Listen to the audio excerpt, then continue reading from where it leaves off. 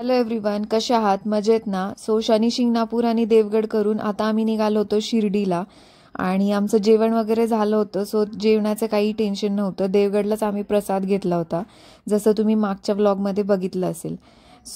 हे आम्ही एका गाडीमध्ये होतो आणि आमच्या दोन गाड्या होत्या. शुभम एका गाडीमध्ये होता, त्याच्याबरोबर बाकी मुलं होती आणि शंकर आणि आम्ही एका गाडीमध्ये होतो. आमचं राहण्याचं बुकिंग आम्ही साई भक्त निवासमध्येच केलं होतं, कारण शुभम म्हणून आहे, त्याची ओळख होती तिकडे. त्यांनी तिकडे बुकिंग केलं होतं. आतमध्येही खूप मोठा परिसर आहे हा, आणि इथे आय थिंक 2 भक्त निवास आहेत राहण्यासाठी.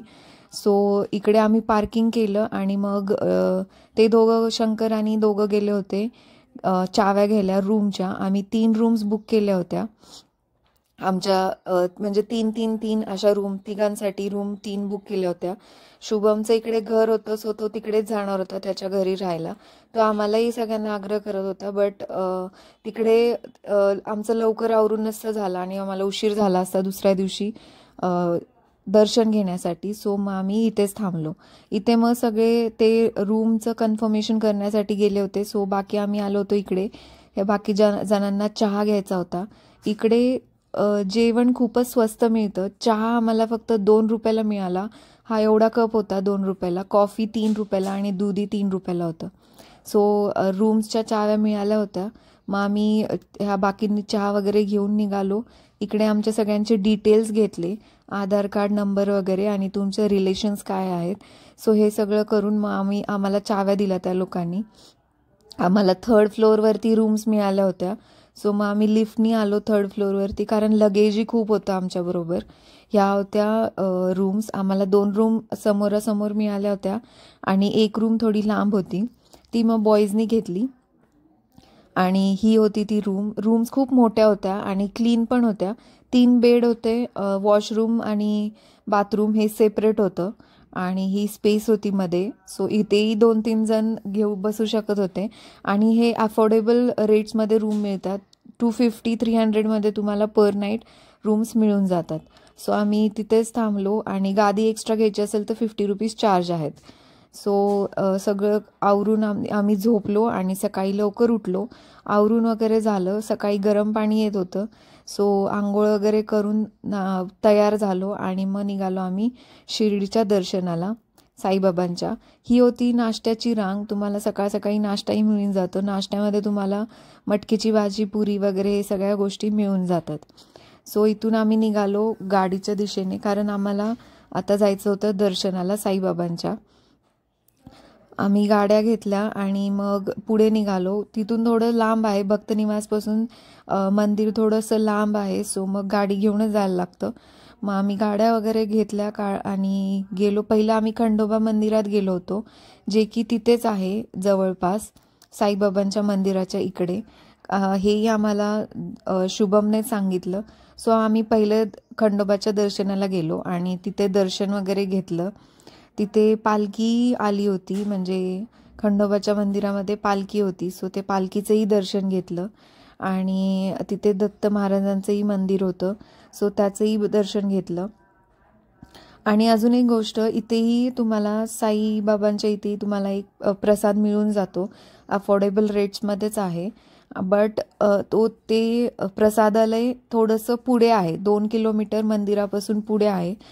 तुम्हाला तिथे जाऊन प्रसाद घ्यायचा असेल तर तुम्ही तिथे जाऊन प्रसाद घेऊ शकता.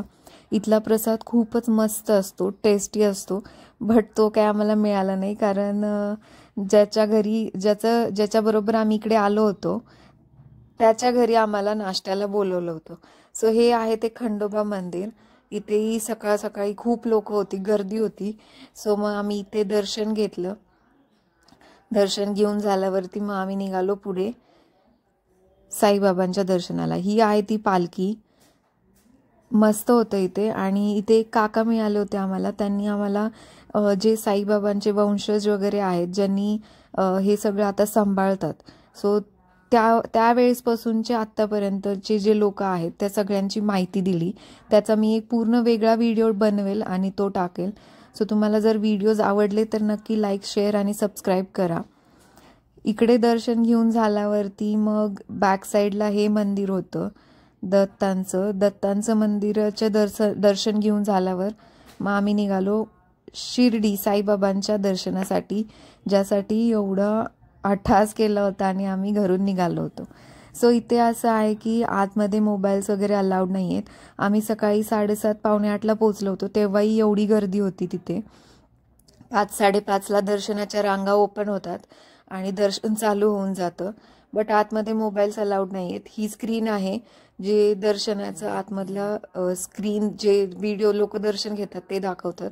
सो आम्ही इथेच एक दुकानदाराकडेच फोन वगैरे ठेवून टाकले, कारण ते ओळखीचे होते. सो तिथे फोन ठेवले, दर्शन घेतलं आणि मग दर्शन घेऊन बाहेर आलो. हे आहे त्यांचं दुकान. इथे थोडीशी खरेदी वगैरे केली आम्ही, मूर्ती वगैरे घेतली, त्यानंतर धूप हे ते बऱ्याच गोष्टी घेतल्या आणि मग आम्ही निघालो पुढे. इथून आम्ही गेलो होतो शुभमच्या घरी. तिथे आम्हाला भरपूर नाश्ता वगैरे दिला त्यांनी. जेवण करूनच जा म्हणत होते, बट आम्हाला पुढे जायचं होतं, उशीर झाला असता. हेच जेवण होतं आमचं, कारण खूप नाश्ता दिला होता. पोहे, शिरा, पॅटीस, चहा वगैरे पण घेतला. मग इथे आमचा मान सन्मान वगैरे झाला.